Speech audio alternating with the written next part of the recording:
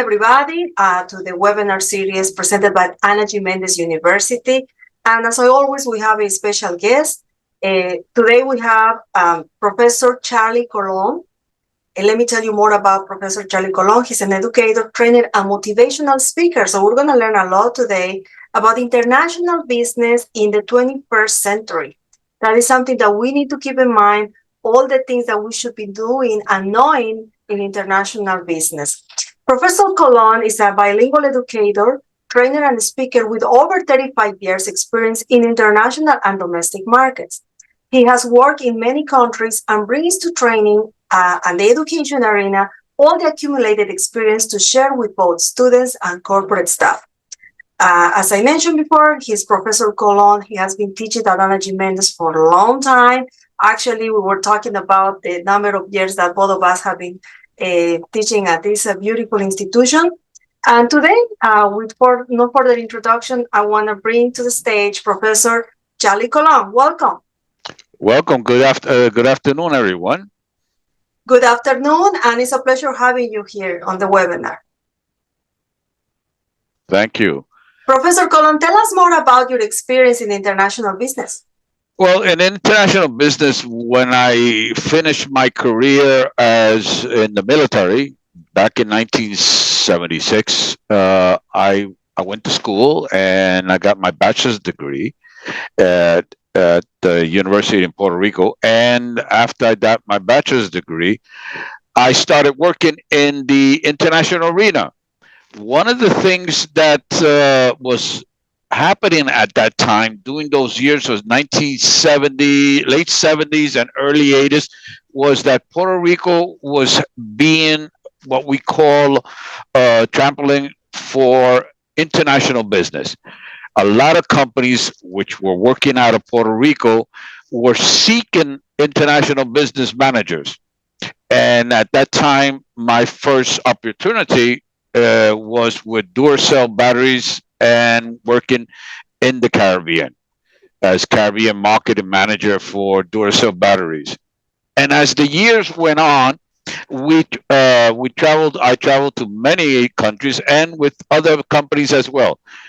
In a nutshell, I traveled and I worked for companies in what we call as the Fortune 100 companies. Duracell, Master Foods Inter-America, which were the people that make Snickers and M&M candies. That was the best time. That was the sweetest time. And when I worked with other companies such as Stanley Tools, I worked with other companies as well in regards to the last one, which was Mitsubishi Motors. I was the export manager director for the Caribbean and Latin America. And I had the opportunity of working in Japan at that time. At that time, we also started working with developing other businesses throughout Latin America and Central America. I also worked on special assignments from the corporation, and I traveled quite a bit. Wow. So your time is valuable, and for everybody that's watching this webinar, don't miss any part of this presentation because he's the right person to talk about international business, how you can succeed in international markets, or even more, how you can actually bring products to the US, right? So we're going to start the presentation, Professor Colon, in international business, and the screen is all yours. Okay, good afternoon, everyone.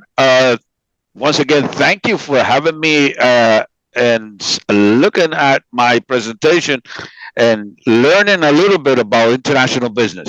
International business, the companies need to understand that international business is something that is very important within the world market. International business in the 21st century, as we get along, it refers to the commercial activities that involve transactions across national borders. It's the exchange of goods, services, and capital and knowledge between companies or individuals from different countries. That's how businesses get developed throughout the world. We can have an office in Orlando, Florida. We can have an office in Washington.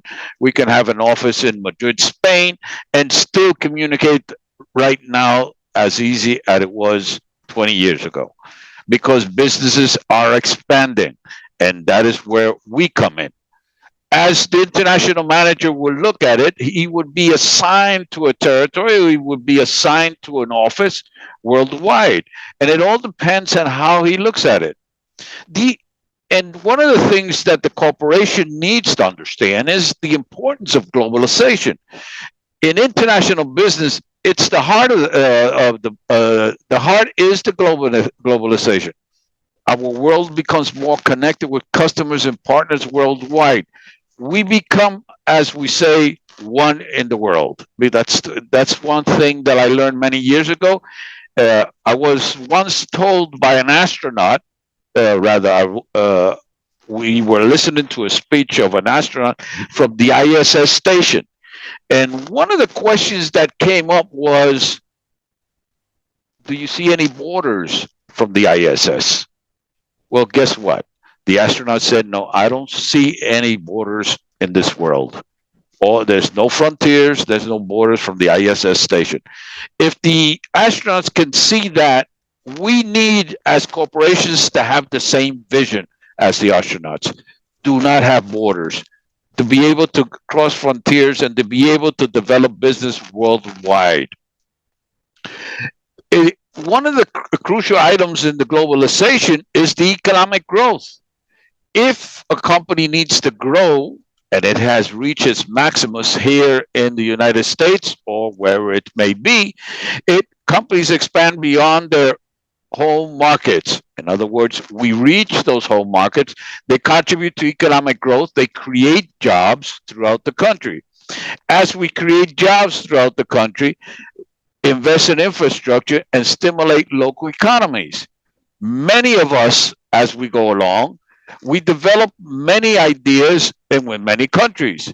One of the key factors that corporations need to understand is that globalization is not for me just to sell my products from the USA to Europe, let's say, we'll use that example, or in the UK or anywhere in the world. We have to understand that those countries can be part of our supply chain that develops in the global market. And that's why global trade is so important. Global supply chains involve sourcing raw materials and with manufacturing and its distribution and across the countries. Efficient supply chains are optimus to us. We need to understand that if we can get our raw materials, and remember, raw materials are the inputs of all production and manufacturing for the finished product or the product in process in manufacturing production. So we need to understand that we have to have a different type of exchange, not only within the countries, but to develop the countries. A lot of the things that happen when we move to another country, and I'll give you an example. When I was operating in Latin America, first of all, to be an international manager, it is crucial that you be at least bilingual, Spanish, English. But nowadays, the market is requiring that we be also trilingual. In other words, one of the things that I propose that we learn Portuguese. And you say, why do we have to learn Portuguese? Well, we have to learn Portuguese because Brazilian markets is developing. We do a lot of supply exchange and we do a lot of business with Brazil, and we also do a lot of business with Portugal. And one of the endeavors that I did during the course of my years is I had my own import and export business of wine. I was importing wines from Chile, from Portugal, from Spain, and we distributed them throughout the United States. And as that experience comes to be, I was able to tie in with many vineyards around the world, especially the ones in Chile. But the thing is, if you create that cultural exchange that is necessary for you to be able to develop, because to be able to do international business, you need to understand the culture. You need to understand what's going on. Just because I speak Spanish doesn't mean I'm going to go to Spain and start opening an office in Madrid. Hello, there is a different culture altogether in business in Spain. And also, we have to understand what happens within the markets in Spanish speaking territories. For example, Central America, South America. Okay. And believe it or not, there's a little country in Central America called Belize where we're doing international business. I did business there, and the business language is English. How does Belize become part of Central America speaking English only? Because it was territory of the British Crown. But as we go along, we understand that the exposure to diverse perspectives enriches the societies, enriches our business, because the more you understand their culture, it's easier for you. What are the challenges we ask ourselves? Well, first of all, not everybody is made to become an international manager. Why? Because A, you need to travel quite a bit. You need to be separate from your family, from your home base. And sometimes you have to be stationed as an expat in other countries to be able to open offices throughout the world. You have to understand not only the language, the culture, the nuances that each country has in regards to American products. We just can't take our product that is labeled in English and maybe bilingual product and take it to another country. France requires that all product that exported from the US into France needs to have labels that are in French. And I'm talking about the real French that everyone understands and speaks in business. So not the colloquialism that we find in Martinique or in Guadeloupe. However, we have to understand that the geopolitical risks are involved as well. Let's take what's going on in Europe right now, where the Ukraine and Russia are still fighting it out. And now we have the Hamas in Israel, and do we do business? How do we do business in that type of scenario? It's very difficult. You need to set up an external office in another third country. That way you can fly back and forth and avoid the situations. The globalization has a significant impact on international trade. We have to go global. The investment. One of the key factors in investment is, how do I invest in my international team? If we have an international team, therefore we have the international manager, the assistant, the executive assistants, or the executive. That's what turns the wheel for international business.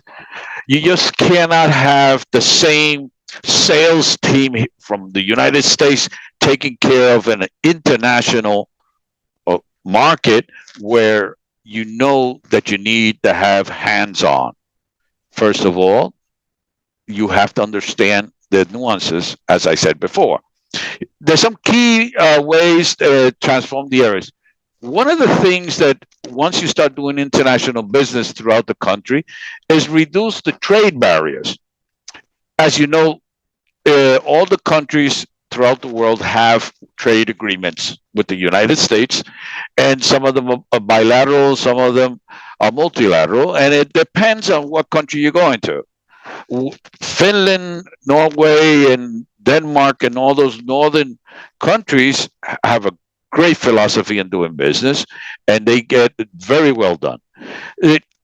Let's talk about Germany. What do we do? Germany is one of the richest countries in the European Union, and it does suffice that we need to do business in Germany. Why? Because of the economy, and we have to engage with those countries as we go along. So the global value chains are then developed. How do we develop the global chains? Companies now participate in global value chains where different stages of production occur in various countries. Give you an example.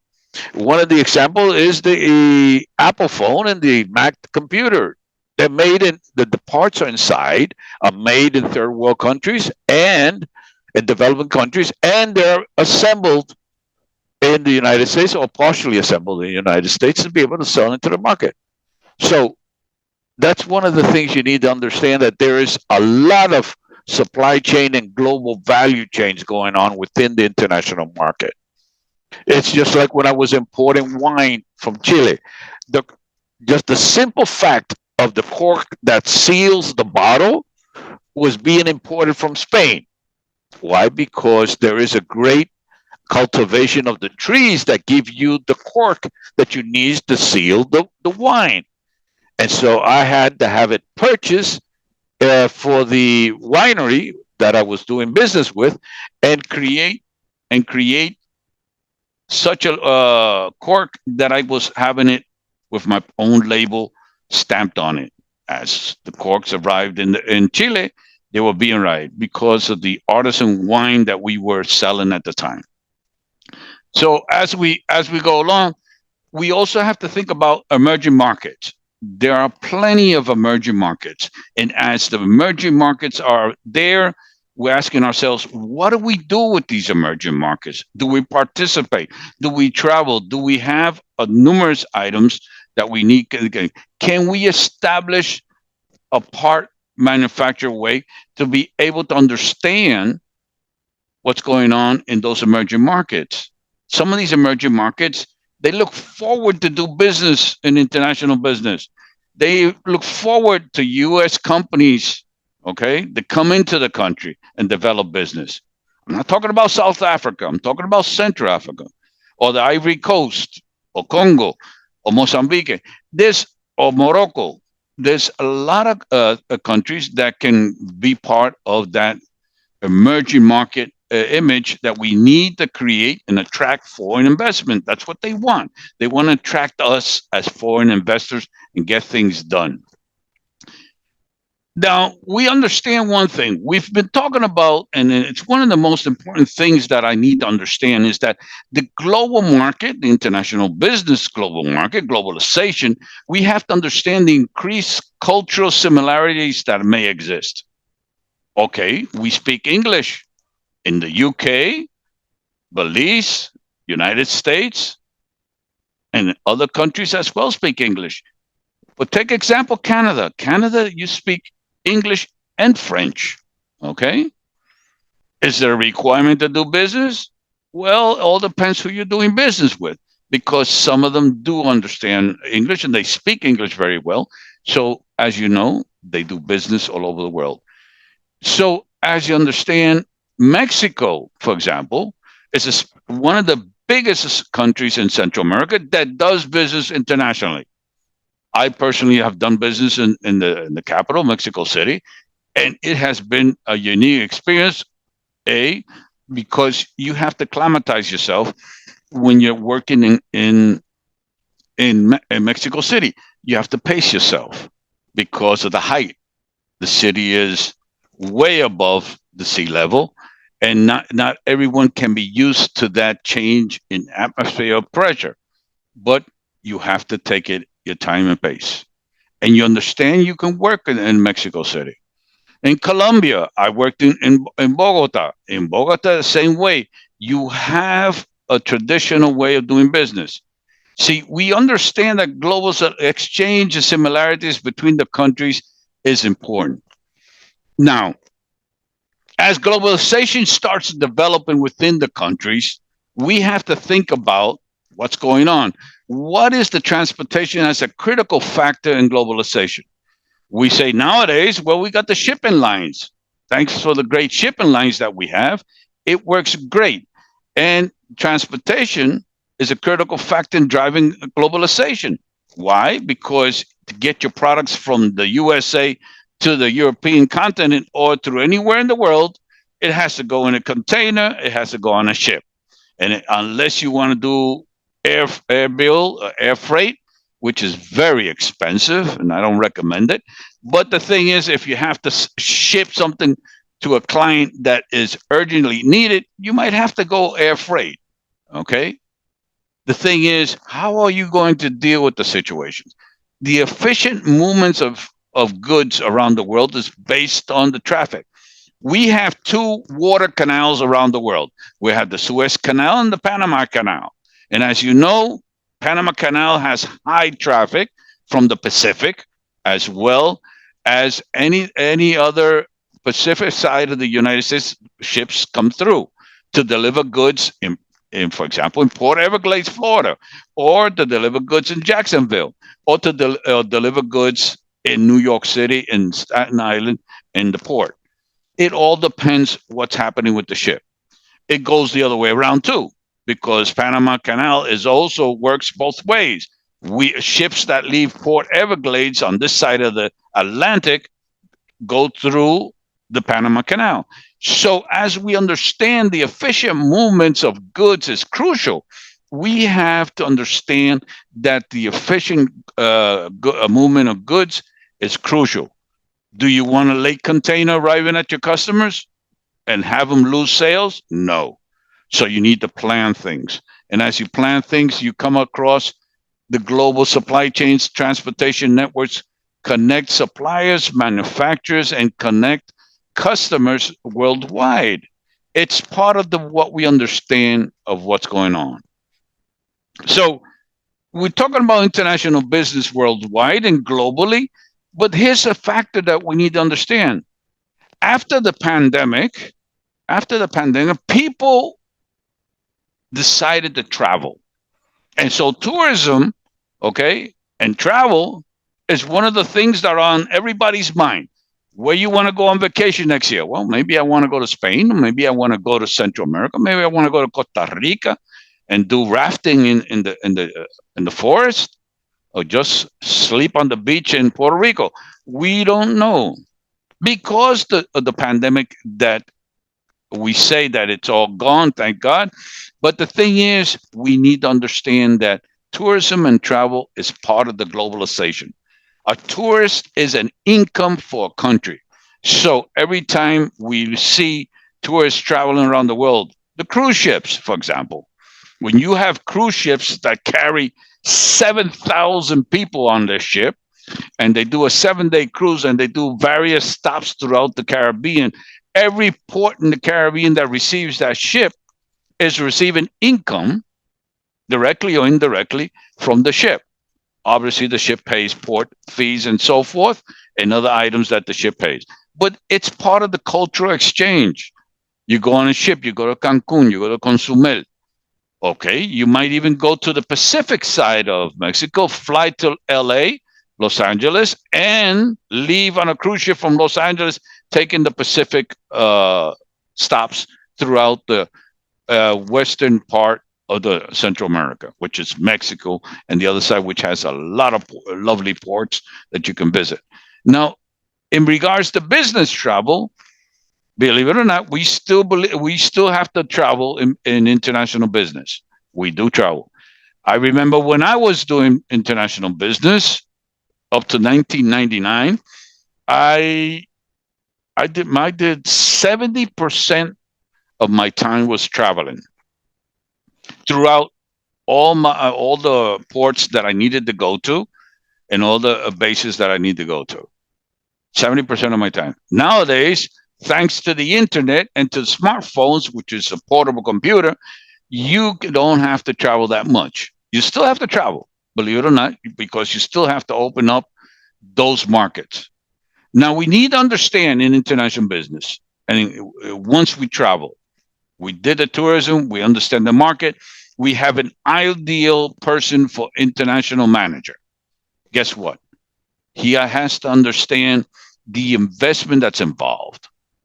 Company invests a lot of money in preparing an international traveler, okay? Because countries invest in transportation infrastructure, ports, highways, airports to enhance connectivity.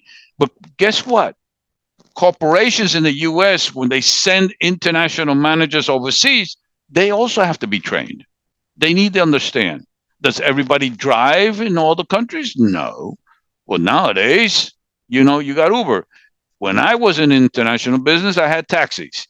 So as things change around the world in the 21st century, things starting to get developed more and more. So globalization, in summary, globalization has made international trade more dynamic, accessible, and interconnected, benefiting both businesses and investors. See, the best thing for an investor is to invest in a company that is developing international business. Why? Because they know that the ROI, return on investment, will come back to them eventually as the company develops their office in Brussels, their office in Madrid, their office in Switzerland, okay, as we go along. The best example I can give you is the Nestle Corporation. They're all over the world, and their staff travels around the world, and depends where you want to go. So next time you think about Nestle Quick for the kids, as we say, think about it. It was made by a company that's in Austria or Vienna, and it depends on the office that it's at, and that's how that's developed. So how do we understand ourselves now? So we decided to go international business.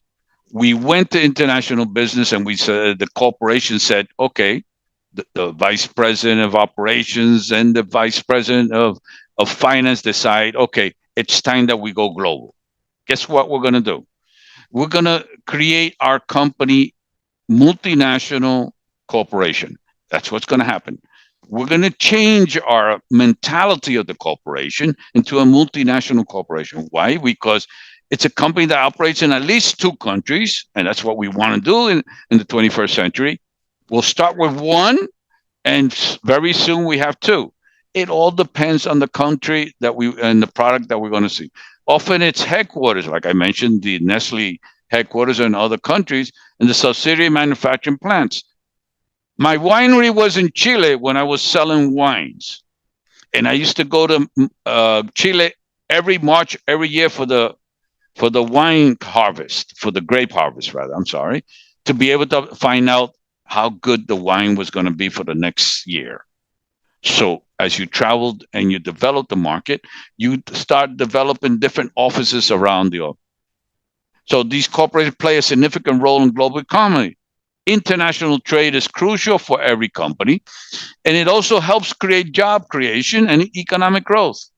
So when we are doing investments in other countries, okay, in third world countries or developing countries, we have to look at the opportunity that we're going to have for job creation. A lot of countries do give subsidies to many countries, so that way they can bring in and establish their office and the corporation in their country. So we grow with the country. We are part of that economy that the country has. So it's a complex role in globalization. As a complex role in globalization, people think, well, it's a piece of cake. I'll get on an airplane and I'll take my binder with all my sales prices and all my samples, and I fly to Brussels, and I'm going to meet with somebody in Brussels. Well, guess what? It's not as easy as that.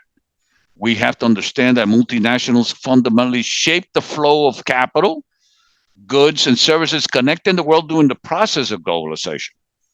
Global trade is crucial in the 21st century. United States cannot stay within its borders, okay? We need to expand. Companies should learn to develop their interest in international markets.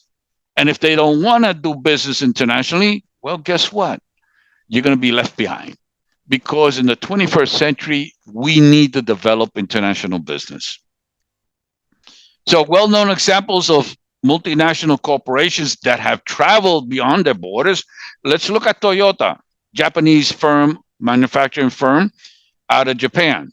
They manufacture vehicles here in the United States.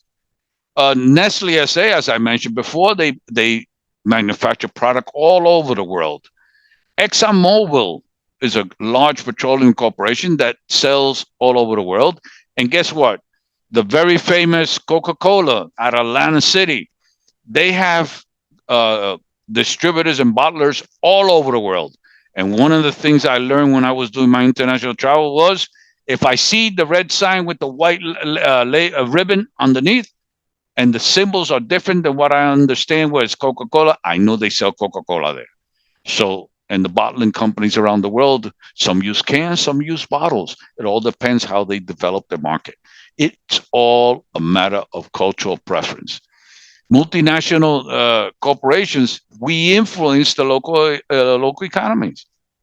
So I established a company in Brussels, And if I establish the company in Brussels, I know that something's going to happen, that we're going to start developing products, and we're going to be sourcing from the local producers, okay, and the local suppliers product, so we can do manufacturing in the different countries.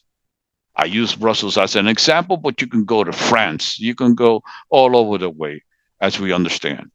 So we also create jobs.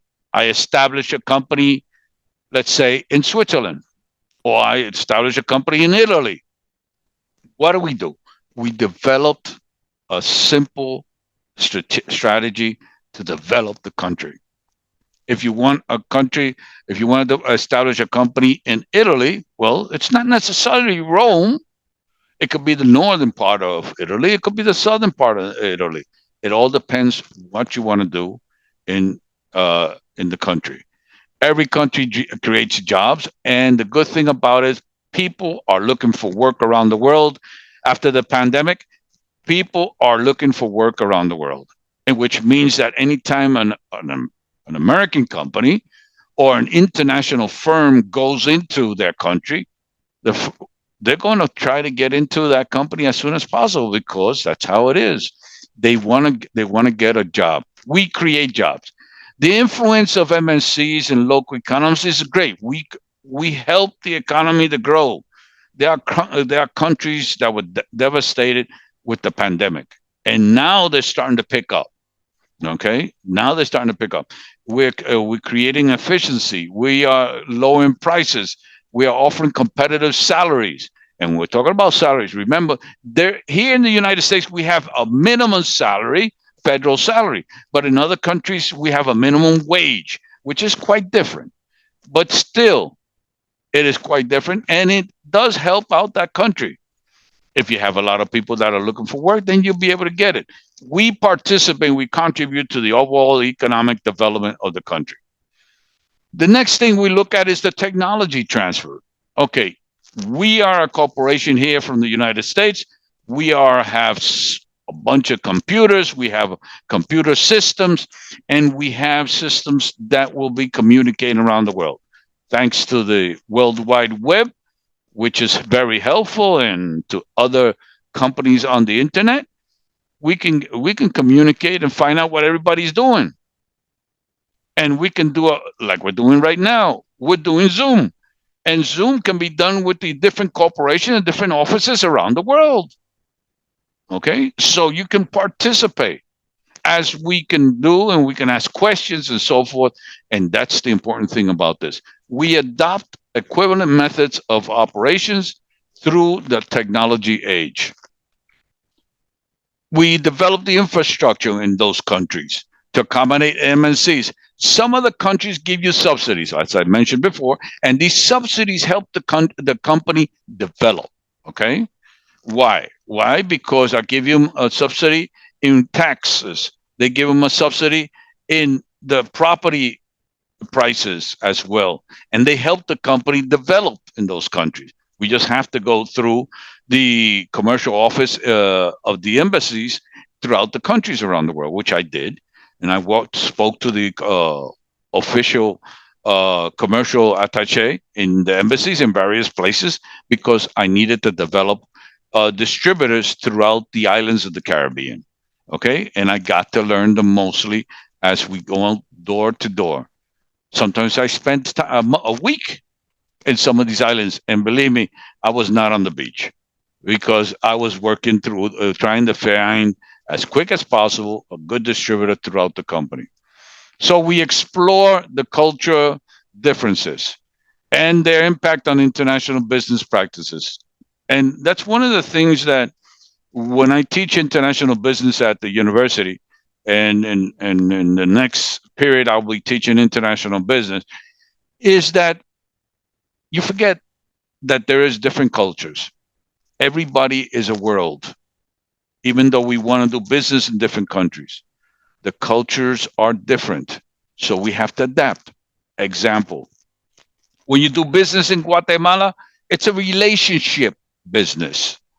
Okay, I I used to arrive the night before. I start my meetings with the group I was working with.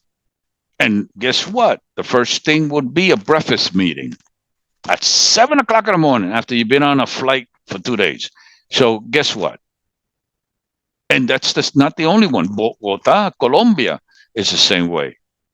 It's a relationship business, and Latin America is a relationship business. American sales representatives in the United States are more direct and less relational. They need to be relational to be able to develop a business in Latin America and worldwide. The aspects go to Europe as well. So the communication styles that we present here in the United States is quite different. We can't be knocking on doors like we're going to knock them down. We're going to have to knock on doors softly. In other words, like Winston Churchill used to say, speak softly and carry a big stick. Well, guess what? We're not going to do that. We're going to be doing things that we need to understand. Negotiation approaches are quite different. Cultural nuances influence in negotiation strategy. For instance, some cultures prioritize building relationships before discussing business matters, like I mentioned before. Management practices. There's different management practices. Believe me, we have understanding that I can have an MBA based on a university in the United States. But remember, the people that we deal with in the UK and the European Union, they all have degrees as well. I'll give you an example. Iceland. Who would think that Iceland doesn't have MBAs? Well, guess what? They have a university in Reykjavik. Okay? And it's a great university because the assistant that I had when I was working at Mitsubishi was from Iceland. And he had 2 degrees, 2 master's degrees, and he spoke 3 languages. So that was an asset for the international department. So teamwork and collaboration is key. Multicultural teams bring diverse perspectives. In other words, that's great. When you hire staff, try to get that chemistry going in the right direction, especially when you're hiring staff in foreign countries. You remember your language skills have to be as close as possible. And remember, like I said to everybody, Spanish is spoken differently in every Spanish-speaking country, and you have to be very careful on certain words and certain things and language skills that you have to be careful with. So to also face challenges related to teamwork, conflict resolution, and trust building. You have to build that trust as soon as we can because it's a matter of collaboration. So one of the things that I've brought to the slides and to the presentation today, I mentioned Hofstede's cultural dimensions: power distance, individualism, and collectivism. So in his writings, developed by Gert Hofstede, provides a framework to understanding cultural differences across the country. These dimensions help us grasp how societies vary in terms of values, behavior, and communication styles. There are key dimensions. Remember, we spoke about emerging markets. Talk about the rise of emerging economies. China wants to create also in the Indonesian market, wants to create also a union in the Indonesian market. Why? Because China thinks that they should have, a union just like the European Union in Indonesia. We're talking about China, South Korea, Japan, Vietnam, Thailand, Cambodia, Okinawa. Although Taiwan and Hong Kong are also involved, and Hong Kong, believe it or not, is a very, very popular place for us to have business. I remember that when I landed in Hong Kong, I landed at the old airport, which was downtown. And it was not easy. You had to be certified to land in that airport, in the old airport of Hong Kong. But anyway you look at it, now things have changed. China believes that they should develop a union in the Pacific that is similar to the European Union. They may want to create another currency. What yuan is the currency of China, and opportunities to challenge in doing business in these markets. So cross-border e-commerce is crucial. So here I am, I'm sitting in front of a computer and I need to speak to my colleague that's in Japan. Guess what? I remembered that I was doing business at 10 o'clock Eastern time and they were just getting to the office in Japan. So just figure out all these details, the global reach that we have. Digital technology allows companies to connect with customers worldwide, expanding sales and accessing new markets. So the role of technology in international businesses, we have to streamline operations, customer experience, and cost savings. Why? Because we don't travel as much as we used to. Thanks to the internet, we have all kinds of things. We have digital payment systems, e-commerce platforms that we work off and we sell throughout the international business. We have blockchain technology and data analytics, which are specialized in different aspects of the different companies that we have that doing data entry and data development and help us develop the world. The role of technology, trade facilitation platforms, single window systems, customs automation. Those are the things that we're going to be looking at in the 21st century. Technology, constant technology. In other words, everybody's going to be walking around with iPad or a tablet that will help them develop the business. Nevertheless, we must remember one thing: the world is not ours. We just have it on borrowed time. So, environment and social responsibilities are crucial. Corporate social responsibility is very, very important. We develop it here in the United States in such a way that we understand that our corporate social responsibility is going around throughout the market. So, as we understand the environmental regulations, the complex landscape, customized approach, and in government affairs consulting. So, don't forget the ethical dilemmas. Every country has different ethics, but they may be based on the same values and principles we have. Okay? Identify the dilemma, gather information, evaluate options, make and implement a decision, reflect. So the eco-friendly practices and fair trade initiatives are going to grow and they're going to be more and more developed throughout the years. In the next coming years, after this year of election, and specifically after February next year, we're going to see immense changes throughout the banking industry and through commerce industry, okay, as we develop the markets throughout. Fair trade practices, eco-friendly farming. Remember, as informed consumers, we can co-create a world where well-being and environmental conservation go hand in hand. We are part of cultures that develop. So, success cases in international business, we already mentioned our famous Coca-Cola, and they're not the only one. They're not the only one. One of the caveats that on Coca-Cola is that during the World War II, Coca-Cola ensured every American soldier would get a bottle of Coke. This commitment led to bottling operations worldwide, to adaptive marketing and marketing positions as we go along. In conclusion, remember, successful global expansion requires a delicate balance between consistency and adaptation. We have to be consistent and adaptable. Doesn't mean that we have to take everything from the United States and put it on the plate in one of the European countries. No.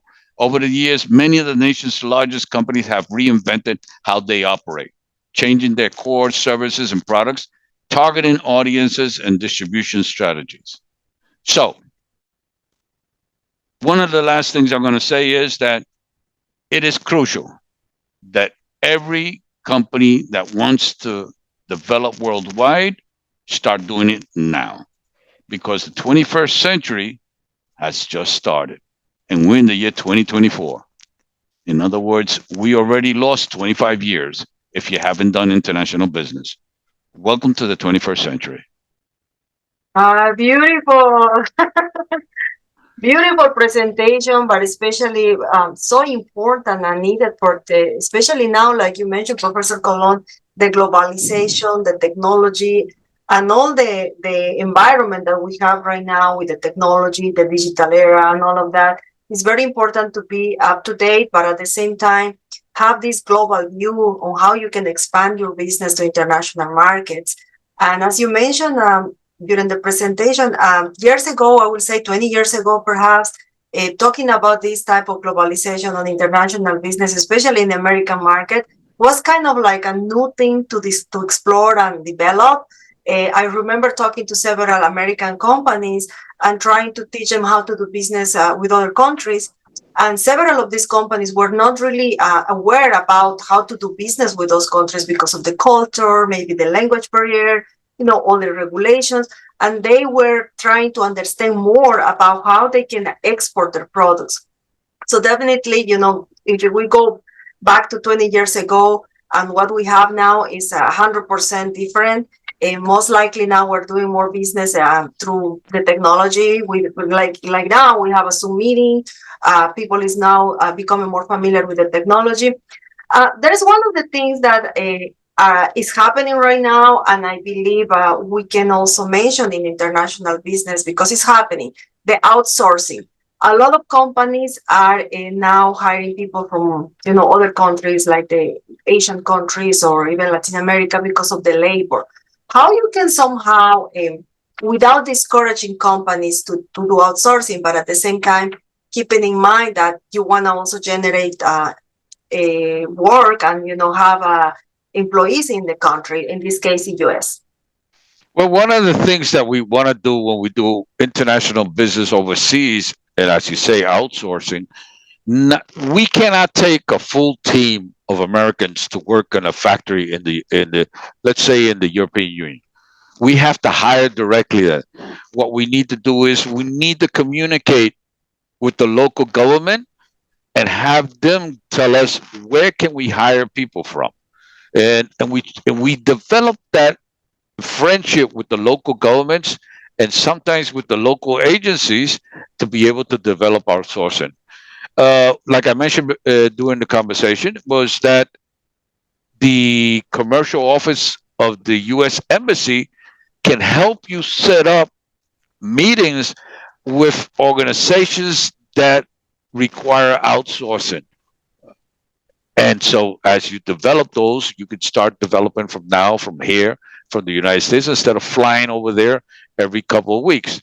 It is crucial that outsourcing is done locally because you want to hire the staff. You want to bring to the country what you take out of the country. In other words, bring salaries, bring jobs, bring product that is good enough for them to like it.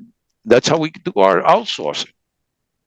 Absolutely. Another thing that you mentioned during the presentation is the ethical regulation, and then the ethical issues, because you don't know how to do business with a country because you don't know how they behave or what is their culture, their religion. So why this is important when you want to do business in other countries? It is crucial, and one of the things that I teach to my students is you have to be ethical. You have to be ethical here in the United States and overseas, because your ethics, your values, your principles, and your code of ethics in the corporation can be taken overseas with you. But remember, the cultural aspects and the tendencies in culture tend to reflect on the ethics code that you're going to establish in the country. For example, each country has their ethical principles, and you have to adapt your code of ethics to that market. As long as you keep your code of ethics in check, you will be fine. As long as you understand that the nuances of culture are part of that ethical dilemma that we need to develop. In terms of international strategies on how to open markets in other countries or foreign markets, what would be your best recommendation for businesses, like doing opening a branch in the country, doing more like a strategic alliance, doing digital, considering that we are living in a globalization? What will be your recommendation for a small, medium-sized company that wants to expand? The small, medium-sized company that wants to expand overseas, the first thing is we're gonna work closely. We're gonna do a country visit, and that's basically to understand: do you want to be in that country? And one of the things that I emphasize is that you have to travel to the country before you make any decisions. Why? You need to understand the country. You need to understand the people, the culture, and understand the finances and the banking industry in those countries. So for small and medium sized companies, they got to do some footwork, like we say, and travel overseas. They travel to the country. And if they can't go, well, guess what? They can also speak to me and I'll be able to help them get them going. Beautiful. That's a good answer. Definitely. You need to look for Professor Colon. One of the mistakes that I saw people doing through my over 15 years experience in international trade is that a lot of these companies, they want to open markets in other countries. It doesn't matter if it's from the US or to the US. But what they want to do is to find somebody like a partner. And usually this partner becomes, or it has to be a family or a relative or friend. And I believe that that's one of the biggest mistakes they can make, because you don't open a branch of your company by partnering with somebody because that person lives in the country. What you need to do is to find somebody, if that's the way you want to go, by partnering with somebody that is in the industry and has knowledge in the industry, right? Yes, sometimes you have to create what they call alliances, business alliances, so that way you can develop country. For example, many times what I did was I traveled to the country, I find distributors that are willing to distribute the product. And based on that distributor agreement that we develop, that we keep the distributor on for years after years after years.